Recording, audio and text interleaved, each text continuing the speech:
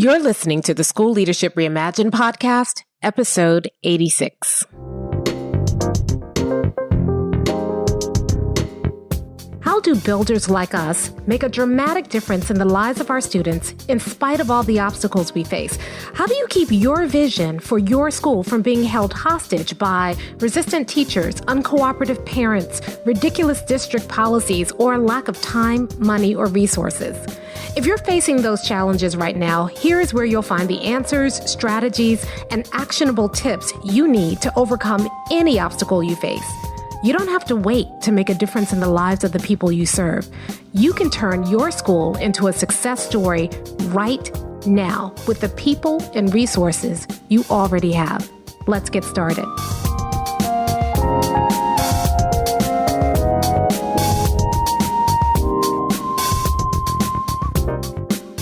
Hey builders, welcome to another episode of the School Leadership Reimagined podcast. I'm your host, Robin Jackson, and today we're going to talk about 5 lies you were told about leadership.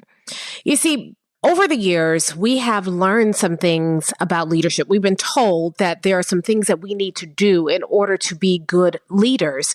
And we dutifully follow the advice, we go through the training, and we implement it, and it fails us. And we've never kind of taken a step back and stopped to think that, we blame ourselves. We think it's our fault that things aren't working. Maybe we didn't do it right. Maybe we just need a better version of that strategy. And we never take a step back and stop to think and question whether or not what we were told about leadership in the first place is even true.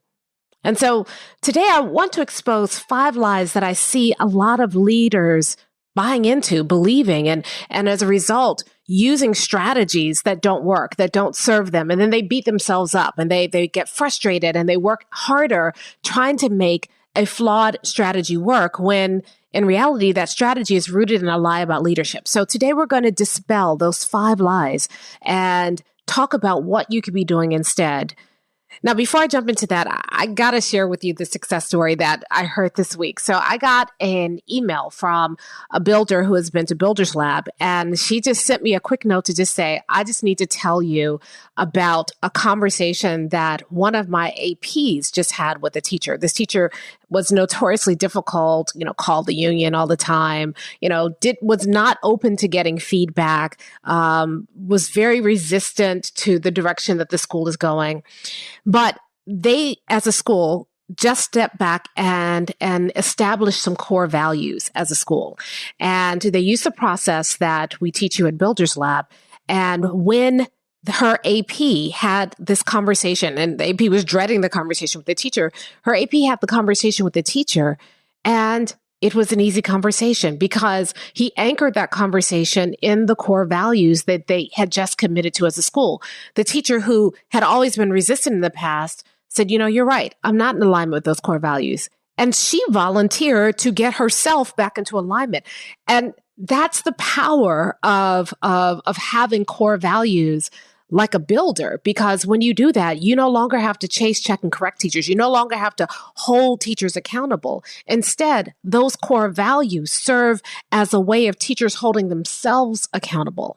And so what could have been a really horrible conversation turned into this really positive reaffirmation of school-wide core values. And it's actually changing and shifting a very toxic portion of their culture.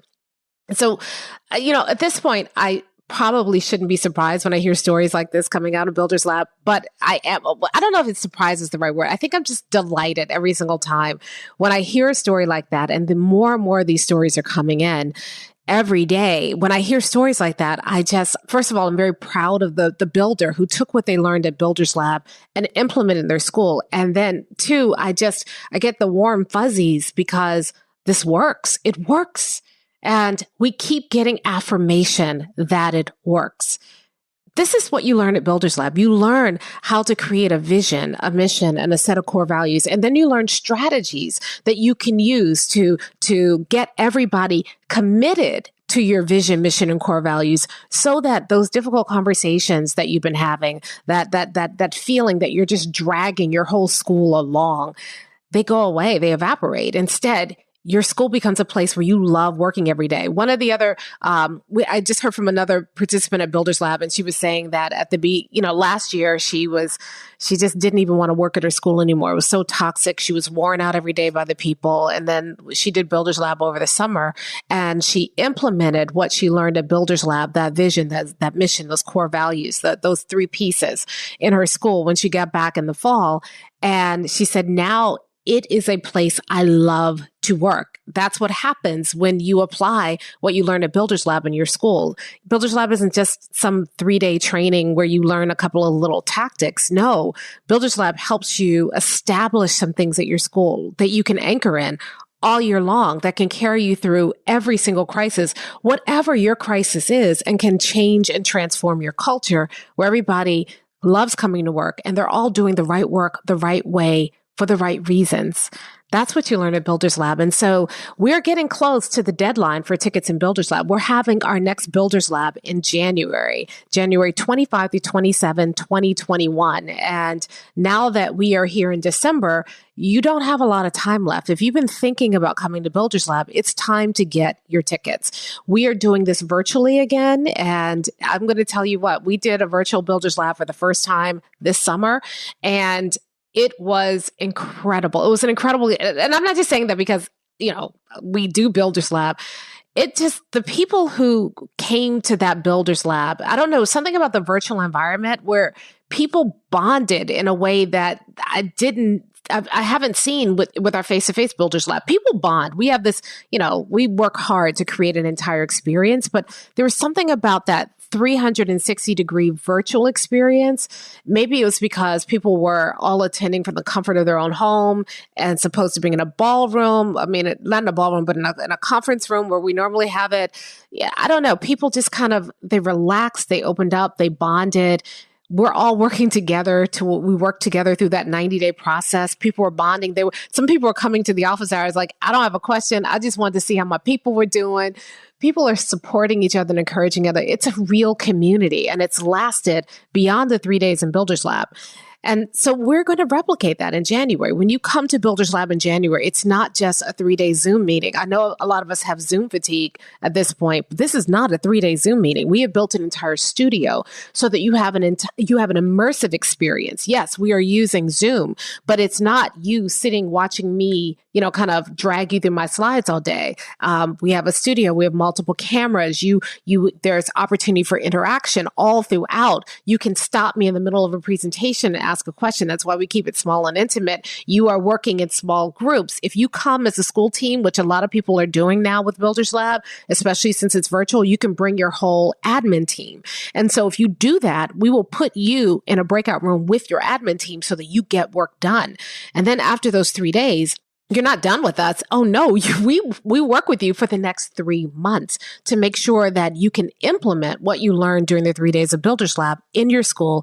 And our goal is that you are going to have a success story to tell at the end of that 90-day follow-up. And we just ended the 90-day follow-up for this summer's Builders Lab, and the success stories have just been incredible. People are making a meaningful difference in their schools this year, in spite of the fact that many of our builders are in quarantine or doing remote learning or are doing some sort of hybrid model. You're seeing the success stories, and they don't just stop at the end of those 90 days. They're building.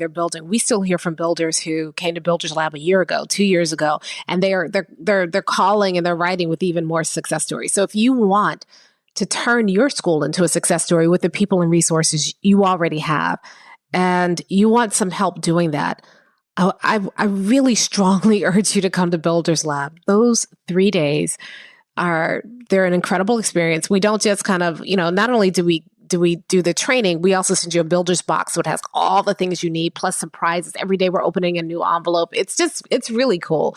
You need to check it out. So you need to come, you need to go to mindstepsinc.com/builders-lab. That's mindstepsinc.com/builders-lab. Okay. So now let's get to these 5 lies that you were told about leadership. Lie number 1, there is no power dynamic. Now, I don't hear people say this, but I see people live this a lot. One of the things that we talk about a lot at Builders Lab is we talk about the 4 disciplines of buildership. So the 4 disciplines of buildership are 4 things that you can do to help people get really committed to your vision, mission, and core values, and develop the will and the skill to carry them out. And whenever we get to the feedback section, I always talk about the power dynamic, and there's always someone who says, oh, no, that's not an issue at my school. My teachers and I get along really, really well. I see this playing out in another way when people think that actual real reflection can happen in a post-observation conference. And with the power dynamic there, it's really hard for people to be truly reflective. A lot of times, the reflection that you see in those post-observation conferences, it's performative. We know that a lot of teacher evaluation instruments have teacher reflection, or as part of the standards, and so teachers know that they are expected to be quote unquote reflective during those post-observation conferences. But they also know that they're being judged on the quality of their reflection in that conference, that the reflection itself is a factor in their overall evaluation. So is there really true reflection happening? Maybe, but the power dynamic affects that. And what leadership tells us is that no, the power dynamic doesn't affect that. If you just ask the right question, if you just ask, I wonder about, or if you use the terms, like ask those follow-up questions that you're taught a lot of times in those feedback trainings that we all get sent to, that there's going to be genuine teacher reflection. Maybe, but in most cases, that reflection is performative. It is a part of what I call the evaluation dance that we do in those post-observation conferences. Each of us has a role. Builders, unlike leaders, builders don't ignore the power dynamic. We recognize it. And we don't ignore the fact that in that post-observation conference conversation, true reflection is difficult because the power dynamic is there. It's the elephant in the room. And so rather than ignore it or pretend that it doesn't exist, we work with it. We structure that post-observation conference so that we recognize that there is a power imbalance in those conversations, and we take specific steps to address that power imbalance, to deal with that, so that we can have a truly reflective conversation that actually changes practice. A lot of times we think that the point of reflection is reflection itself. I want my teachers to be more reflective. Well, why do you want them to be more reflective? Do you just want them to be more introspective? Or is there something else you're looking for? And usually the reason we want teachers to be reflective is because we want them to own the change that we're asking them to make themselves. We don't want them to just be compliant. We want them to see why that change is necessary and to make that change with fidelity, to make that change, from their own professionalism rather than just doing what we're telling them to do. Well, you can achieve that, and reflection isn't the only way that you can achieve that. And so builders recognize that. We recognize the end goal is not reflection itself. The end goal is that reflection translates into action. So we don't have post-observation conferences with the goal of just reflection. We know that the power dynamic present in that post-observation conference oftentimes stifles true reflection. So we take steps. We structure the conversation in a way that helps teachers take what we get from that conversation, own the change themselves, and make the change in their classroom. And we do it through something we call one thing feedback and micro slicing. And you learn all about that in Builders Lab. I don't have time to go into that now, but the idea is simply this. Builders don't buy the lie that there isn't a power dynamic, or the power dynamic doesn't exert this gravitational pull in an post-observation conference. We fully recognize that the power dynamic is there. You see, a lot of leaders don't want to recognize that because they see themselves as the kind of leader that doesn't use their power. Well, regardless of whether you're using your power against people, there still is a power dynamic there. And if you ignore it, if you act like it doesn't exist, then what you do is you are acting out in your power dynamic. See, as the person who's in the position of power, you have the privilege of ignoring the power dynamic, because it doesn't affect you the same way it affects the teacher. And when you don't recognize that, when you ignore that, you are capitalizing on the power dynamic that you say doesn't exist. So builders don't do that. Builders recognize that there is a power dynamic. We're respectful of that power dynamic. We recognize that the teacher sitting across from us in that post-observation conference feels that power dynamic. And we structure the conference in a specific way. At Builders Lab, I show you 4 different conversations that you can have that recognize where the teacher is at that particular moment. And you can choose the right conversation so that you are helping the teacher come to a realization about their practice in a way that's also respectful of the fact that there is a power differential happening in that room. Now, if you don't do that, if you buy into the lie of leadership, if you ignore the power dynamic that exists, you often steamroll over a teacher and the most you can get is compliance. But when you recognize that there is a power dynamic there and you're respectful of that power dynamic and you are respectful of the position the teacher is in at that moment, you can still foster that reflection, but that reflection isn't the goal. The reflection then leads to meaningful change in the classroom. So that's the first lie. Now, the second lie is that your job is to solve problems. A lot of times leaders walk into a building and they have this laser focus. Here are the problems. What are the solutions? So whenever I talk to leaders and I'd say, tell me about your school, you know what they tell me? They tell me all the problems and then they tell me all the things they're going to do to solve the problems. In every single meeting, leaders are kind of focused on what's the problem and how do I solve the problem? That's my role. Builders see things totally differently. Builders do not see themselves as problem solvers. They see themselves as problem investigators. There's a big difference. You see, with builders, they're looking to figure out not just what is the problem, but then what is the problem behind the problem. They're looking to really understand the problem first before they jump to a solution. Leaders, if you see yourself as a problem solver, the moment you recognize a problem, your brain shuts off. It stops thinking about the problem and starts immediately jumping to a solution, which means that you jump to a solution prematurely a lot of times. You grab at any solution and you think, ding, I'm done. Problem, solution. What's the next problem? Here's the solution. And so you walk through your day solving problems without actually resolving anything. Builders are not quick to solve problems. They take a step back first. They try to understand the problem and they get to the root cause of that problem. And I'm not talking about root cause analysis here. The tool that builders use is they use the builder's blueprint. They understand and take all the challenges that they're looking at. They figure out what's the one thing that if we solve this, creates this kind of domino effect and begins to solve a lot of the other problems as well. So we're not solving problems. We investigate problems. We understand them. And then once we get to the root cause, then we can start looking at a solution. But we're not so focused on just problem, solution, that we miss the root cause. So lie number 2, your job is to be a problem solver. Now, lie number 3 is related to that, and that is the problem is the problem. Now, a lot of times when leaders come to me and they say, okay, here's our problem. We need more rigor. And I'm saying, why do you need more rigor? Why do you think that's your problem? Because I go to classes and they're not rigorous enough. Okay. But why do you think rigor is the problem? Well, our kids aren't achieving. It must be rigor. Therefore, rigor is the problem. And do you see how that circular reasoning just gets crazy? What builders do is they don't ever look at the surface problem. They're always looking for the root cause. So a lot of times when people come to Builders Lab and we're working through our Builders Blueprint, trying to really understand the root cause, people come with a predisposed notion of what their problem is. It's the same problem they've been dealing with for years. I've got teachers who are apathetic. I've got kids who don't show up. I'm dealing with poverty, and they kind of name these big problems. And when they first start working on the Builders Blueprint, one of the things that we teach you is that the heart of every problem is either going to be an issue around your vision, your mission, and your core values.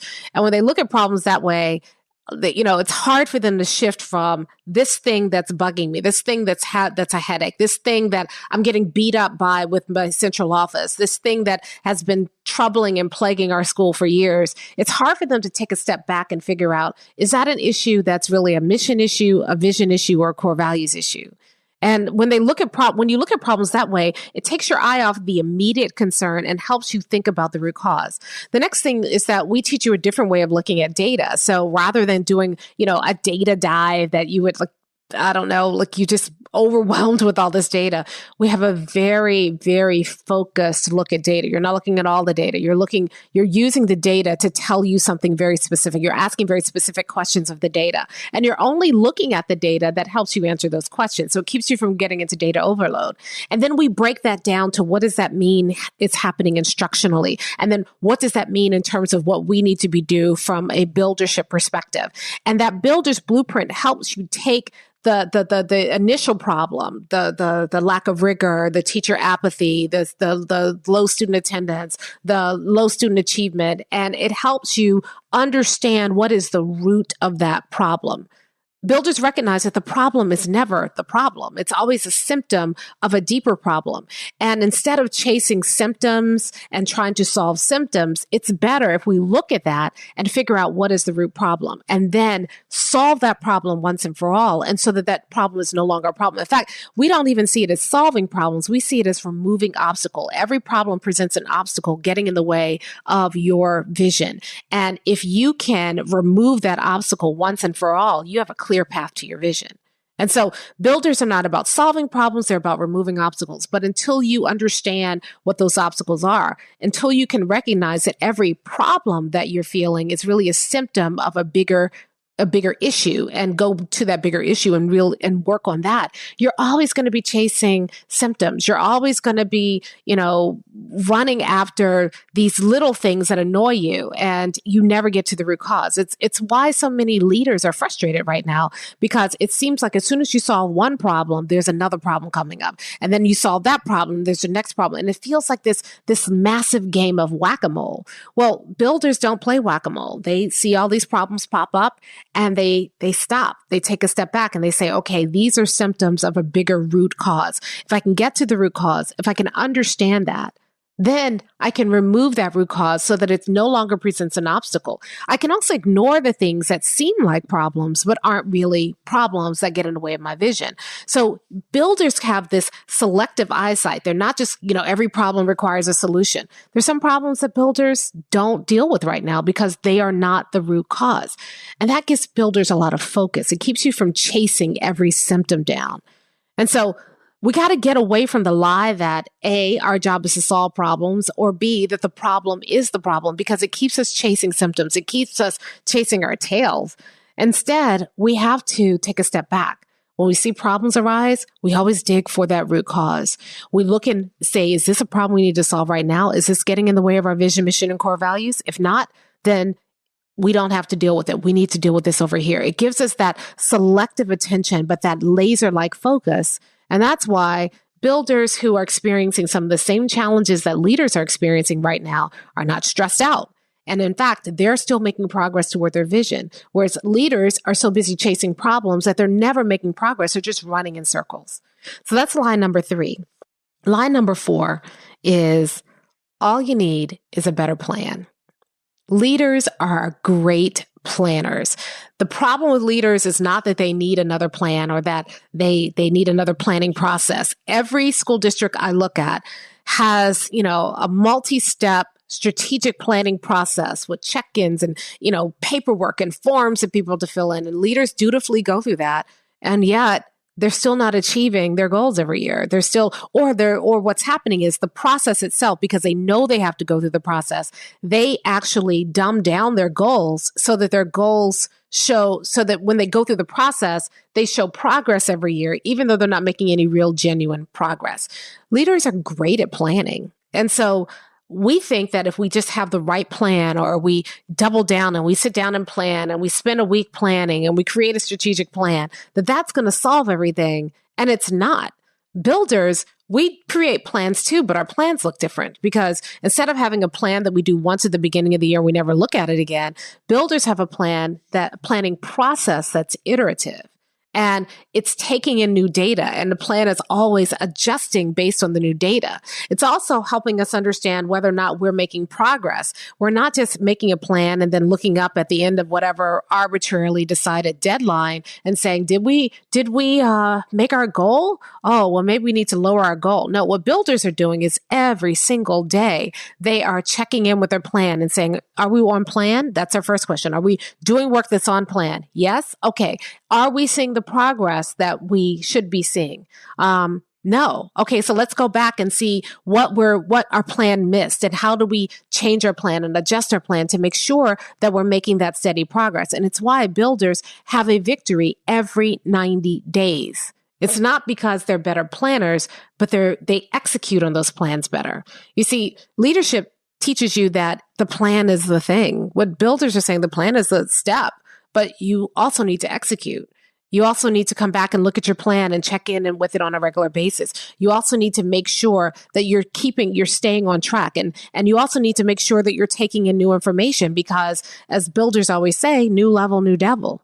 We don't just create a static plan. Every level we reach in our plan, every success creates a new set of problems. So we have to go back. We have to have a plan that's flexible enough that we can deal with the new challenges as they come up, rather than just sticking to a plan that may no longer mean anything.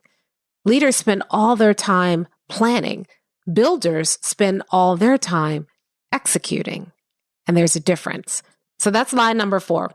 Now, the last lie that we're going to talk about today, the lie of leadership that I think a lot of people are struggling with right now, is that if the cause of the problem is outside of you, then the solution to that problem is also outside of you. I'll say that one again. A lot of leaders believe that if the cause of their problem is outside of their control, then the solution to that problem is also outside of their control. So there's certain problems that leaders face that they feel there's nothing I can do about it. So leaders will see a problem like poverty and what's happening in the community, and they'll say, that's outside of my control. I can't do anything about it. So the best I can do is live with the vestiges of poverty, live with some of the symptoms that poverty brings into our school, and try to mitigate some of the symptoms a little bit. But I'm never going to solve poverty because I didn't cause it. It's outside of me. So I can't solve the problems that poverty creates in our school. Or leaders will look at a problem like parents working several jobs, or lack of parental involvement. I remember going to one school one time, and they said, well, our problem is the parents don't read with their students. It's an elementary school. They're not reading with their kids. They don't see the value of school. So the kids come to school and they don't see the value of school. And there's nothing I can do about it. Because if I'm telling the kids that an education is important, but their mom is telling them that they only have to stay in school till they're 16 and then they can drop out and go on welfare and the government will take care of them for the rest of their lives, what can I do? And they throw up their hands. And I'm thinking a builder would look at that and say, there's a ton of things we can do. Just because the cause of the problem is outside of my control doesn't mean that the solution to the problem is not outside of my control. What builders do is they take a look at the challenges that they're facing.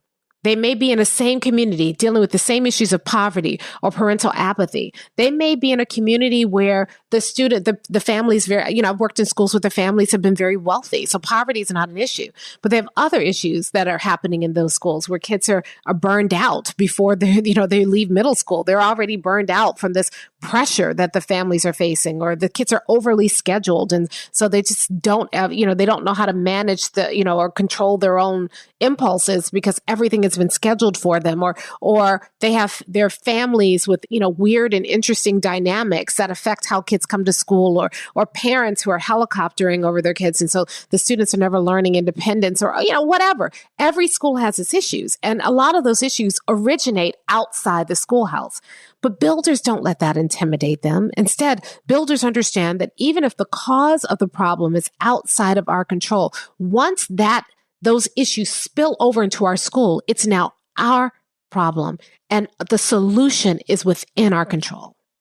And so when builders are dealing with poverty, they don't try to solve poverty. What they look at is which of these symptoms that poverty creates are affecting our ability to achieve our vision, mission, and core values. And how do we mitigate that? Even as a classroom teacher, as a classroom teacher, I had this attitude of a builder. One of the issues for me was that I was working with 11th grade students who didn't see college as an option for them. Many of them were going to be the first of their families to go to college. Many of them were underprepared, not academically for college. We were doing a really good job of that, but they were underprepared for just college itself. And so a lot of our students would leave. We'd get them into college, but then they'd drop out that first year because life on a college campus was so different from life in their communities. They really struggled with what I call the soft skills of college. And around that time, I saw some research by a guy named William Sedlicek, and he talked about 8 non-cognitive variables that are the biggest predictors of college success in high school students. His research had been used by the Gates Foundation to identify students who would be good candidates for the Millennium Scholarship that the Gates Foundation was doing back then. And so I started looking at that research, and I don't remember all the 8 characteristics now, but one of them was the presence of a strong adult advocate. Another one was leadership experience. Another one was a preference for long-term goals over short-term goals. And I remember looking at that list and saying, these are things that parents have to do. I can't do this stuff. I see the kids for 1 period a day. I'm their high school English teacher. How am I going to help them acquire these 8 non-cognitive characteristics when I don't have control over their home life? But remember, a leader says if the problem originated outside, then the solution is also outside. But a builder says it may have originated outside. Those are things I can't control. But what can I control? Can I provide students with leadership experiences in class? And so I rearranged my class so that the students took more leadership in the day-to-day operations of the class. That gave them leadership experience. I wanted them to have a strong support group. I wasn't sure they could get that at home. So I organized my class into study pods, and the students were required to study together and to function as a support group for each other. Instead of calling when students were absent, I said, hey, listen, a member of your pod is absent. What are you all going to do about it? Who's going to call? Who's going to call him tonight and tell him what the homework is? Who's going to check in with him and study with him to make sure that what he missed today doesn't affect him on the test that we're having next week? And the students created their own support networks. They needed a presence of an adult advocate. I became their adult advocate. I was the one that was getting on them and putting them on a schedule for getting their college essays in and looking at their applications and making sure they had it in. The guidance counselors became adult advocates. We got them mentors for some students, so they had an adult advocate if their parents couldn't be an adult advocate. And we went down that list and we said, what are all the things that we know make a difference between kids who make it in college and kids who don't? And if they can't get it at home, how do we make sure they get it at school? As a result, not only did we have more kids being successful in honors and AP classes in that school, but we had a higher degree of students who went to college and a higher degree of students who completed their first year of college successfully. So if you think like a leader, it always puts you in this passive victim stance. There's nothing we can do about it. And I hear leaders say that all the time. What can I do about it? I can't make the parents. I can't do this. I can't solve poverty. I can't make the government. I can't make the district.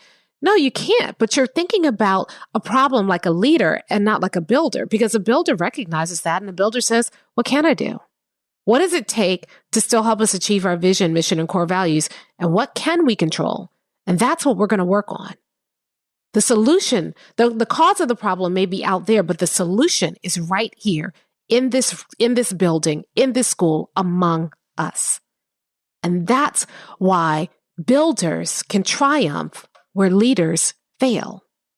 So just to recap the 5 lies of leadership that I've been talking about today, the first one is that there is no power dynamic. And what that does is when you ignore the power dynamic, you really disrespect the teachers who are working really hard. You don't get their full commitment because you ignore the power dynamic. When you recognize that there's a power dynamic, when you work within the bounds of that power dynamic, you can empower teachers to take ownership and responsibility for their own behaviors. So that way you're not always chasing and checking and correcting people. You're not sitting and ignoring the power dynamic while you're benefiting from it. Instead, you recognize the power dynamic. You leverage that to help teachers feel more empowered so that teachers begin to take responsibility for their own practice and make meaningful change in the classroom. Line number 2, your job is to solve problems. Whenever you see yourself as solving problems, then you play this game of whack-a-mole that is so exhausting. If you say, no, my job is not to solve problems, my job is to investigate problems, to figure out which ones need solving, then it changes. It gives you that focus. And closely related to that is line number 3, which is the problem is the problem. Builders recognize that those are symptoms, and they always dig for the root cause of the problem using that builder's blueprint so that their work has focus and meaning, and they eliminate those problems that are standing in the way of their goals once and for all so that they clear the path and make a clean path towards achieving their vision, mission, and core values in their school. Line number 4, all you need is a better plan. Leaders spend time planning, builders spend time executing. Doesn't mean that the builders don't plan. We do. We have a way of planning that's iterative, but we execute, which means that we actually hit our goals rather than writing another plan. And then line number 5, if the cause of the problem is outside of your control, then the solution is also outside of your control. Builders don't buy that. Even if the cause is outside of our control, we know that the solution rests right here with us. And we keep digging until we find a solution. And that's what makes builders creative. That's what makes builders resilient. Whereas leaders, if you believe this lie, you're stuck. Builders don't believe this lie. It keeps us unstuck. It helps us to find options that other people miss. And it helps us to reach our goal while other people are sitting there wallowing and whining about things that are outside of their control. Here's the thing. If you find yourself believing these lies, you don't have to continue to believe them. The more that you make the shift from being a leader to being a builder, the more you will recognize that these are lies that have been holding you back.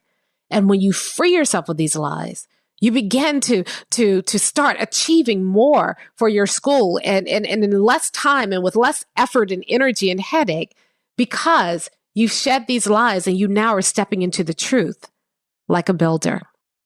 That's all for this week. As you go throughout the week, think about these lies, catch yourself believing these lies and see when you're acting out in these lies, and then intentionally reject these lies so that you can begin to achieve what you want to achieve for your school and make the difference that you came here to make.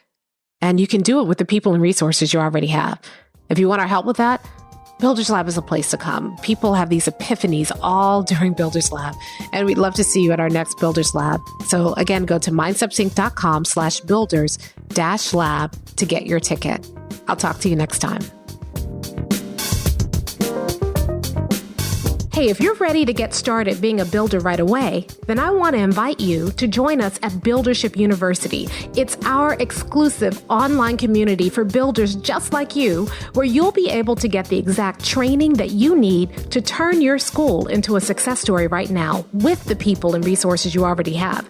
Inside, you'll find our best online courses, live trainings with me, tons of resources, templates, and exemplars, and monthly live office hours with me where you can ask me anything and get my help on whatever challenge you're facing right now.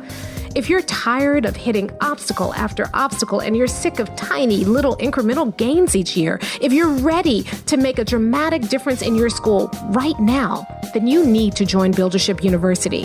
Just go to buildershipuniversity.com and get started writing your school success story today.